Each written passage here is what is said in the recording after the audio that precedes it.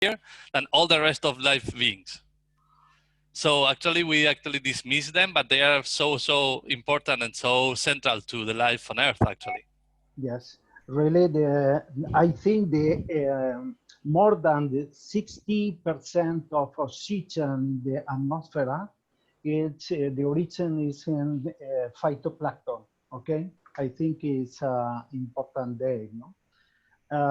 But I like to say that really we have. Let's take into account that under the concept plankton, we find from microorganisms to the large jellyfish, okay, of several meters length. Um, uh, I think the concept plankton is not only a reduced Tiny thing. group of organisms, microscopics. Okay, plankton is it's a very wide world of organisms in the sea. Okay. Yes, you know that this what he means also is that everything alive that cannot swim, that is carried by the currents, is plankton actually. That's why a jellyfish actually doesn't decide where to go. Are the currents are the ones who move the jellyfish, and also the thaliaceans and other invertebrates and that are large, but they do not have organs to swim, but they are always carried by the currents, and those are actually plankton. Okay, so we have from micrometers to even meters of length in plankton.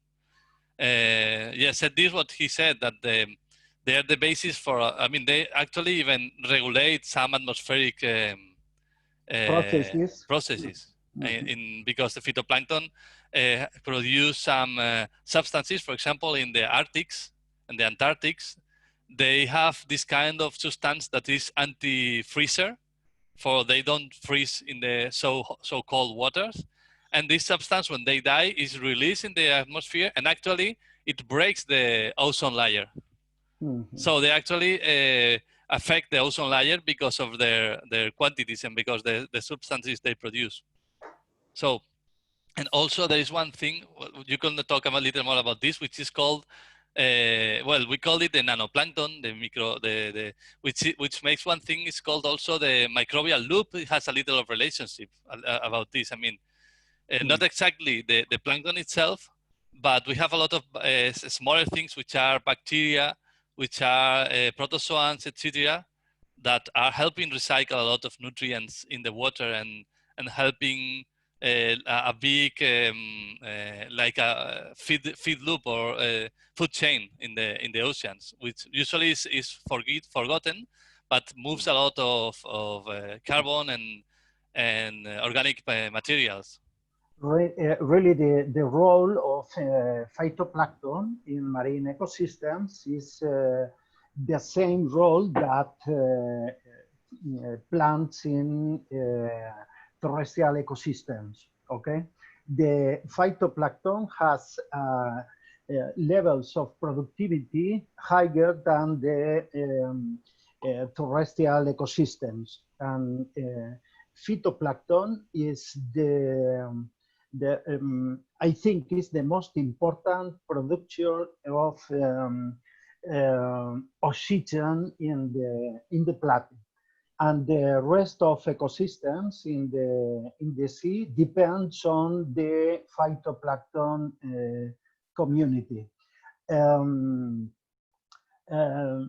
I think that the variability of forms and different groups of organisms present in the phytoplankton is very high, no? And maybe we can find some organisms like ghosts or like ¿cómo se dice hadas, José Rafa? Fairies. It is, okay. It's really very interesting, no? This kind of different species in forms, yeah. Yeah, and forms. Okay. Yeah, like spaceships, like the one we have in the picture. Yes. The truth is that we can find from grazers many copepods, which are like small crustaceans, which are grazing on phytoplankton. But then we have hunters from a kind of zooplankton called ketognates, for example. Their shape is similar to a small tiny fish, but they're another group that have nothing to do with fish. They're very small, and they're great hunters in the plankton, for example. Then we have also a lot of larvae, which because plankton actually is the means of transport for lots of organisms that live on the seabed. They cannot move. Many of them are sessile. They're sessile. They live on the bed, but the only way to move from one side to another is when they are a larvae. So they produce a larvae. This larvae stays for some time in the several days, maybe weeks, in the plankton, growing, feeding on the plankton, being fed on, and they by this with the currents they go to and colonize other places. So it's fundamental for distribution of biodiversity, for productivity, for maintaining clean waters. I mean, the equilibrium in the plankton is very important. If we break this equilibrium, then is when we have what is called, for example, harmful algal blooms that usually occur in the coast. It's because a few species of, for example, dinoflagellates, there's also phytoplankton, they find the perfect conditions to grow, and they outgrow any other species, and then they bloom with lots of nutrients, and they release toxic substances. And when any bivalve or any other organism feed on them, they get they die or they are toxic. The And then red when we eat tides them, are the origin of tides, red exactly. tides are the dinoflagellates. Okay. Yes. Another cool thing is I mean, just to say interesting and artistic maybe things from the plankton is the bioluminescence, which is very important. For example, many plankton usually has bioluminescence. It's set for protection, actually, to protect themselves in two ways. One way is that when another organism feeds on the plankton, which is bioluminescent, it is actually making visible the predator, and the predator is most easily predated upon. So it can be hunted, the predator, because now it has light, and also to make light, and then they actually make the predator look for the lights for the light, but they go another direction, for example. So there are different ways of using this bioluminescence for protection, mostly. I think it's very interesting too the movement of plankton during the day and the night, yes, and indeed. in the different months in the year. No, I think it's very interesting to comment for artists. No, some species as polychaetes use the planktonic states during the reproduction time. All these small worms who lives in the bottom coordinates his development of the sexual products with the light of the moon, and then all the females and males of this species make an ascension in the water column to reproduce in the planktonic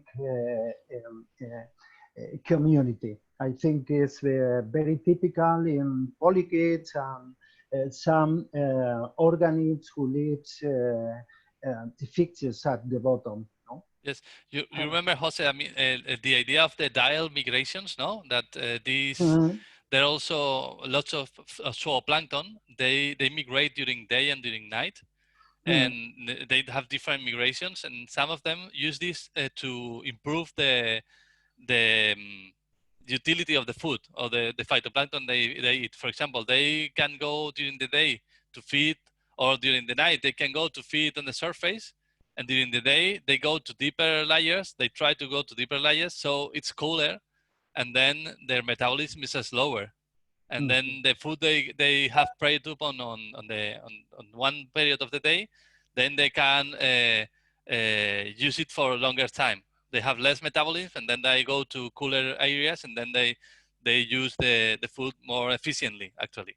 And then there's migration, then they're following the migration of the currents, and the migration, they swim a little, they cannot decide where to go, but they are able to swim a little and change their depth where they are. So they go up shallower waters, they go deeper waters, depending on the moment of the day. Really, I think that everybody thinking the marine life with great forms of organisms, but really the biodiversity of planktonic community and species is very important. No, it's impossible to get an ecosystem in the seas without plankton. The plankton is essential for the correct work of the marine ecological channels. I was thinking also one of the problems, for example, for scientists when they try to collect sample is actually the scale, because it can be it is usually distributed in patches. So, and this can be small patches of several hundred meters or a few meters also. Then, of course, you cannot imagine if we had to sample every 10 meters the ocean to be able to have a real picture of how the plankton is distributed. It's a huge task we can't even imagine of doing. So actually, we have to summarize or approach how the plankton is by sampling maybe 100 meters, a line of 100 meters, 200 meters, and maybe 2 or 3 more, and then we approach what is there. But really, the real distribution of plankton is a very complex and a scale that is too small for the how large is the ocean. So actually, it's very complicated to actually describe what is the real distribution of the plankton, because it depends on if there's a dead fish, there is a jellyfish, if there is somebody they pull something through, then they grow there, you know. So there's lots of local tiny variables that make that there is so much variability. So we actually go with a net, we sample a long line. I mean, we sample for maybe 5-10 minutes a tube of 30 or 40 centimeters, all that we can filter, and then we put that all together and say, okay, this is the sample in the area. But we are not actually giving the real structure of the sample in a smaller, more, you could say, ecological, meaningful scale. But it's nearly impossible. I mean, because also identifying plankton is difficult. You need nearly a specialist for each group. Yes, for copepods, for bivalves, for Stygians, for whatever. I mean, for Lophophorids, for everything. I mean, each group basically needs a specialist. You can identify the large groups. You can say these are copepods, these are larvae of bivalves, these are larvae of fish, these are larvae of crustaceans. But identifying the species, it may take 1 or 2 days per species if it's easy. And you can have maybe 50 or 60 or 100 species per sample. Imagine you have 5 samples, 50 species or 100 species. How long do you need to identify? It's a long time. Yes. to work with plankton. So you need a very good specialist to identify it, to work with it, and also to do it correctly, because you can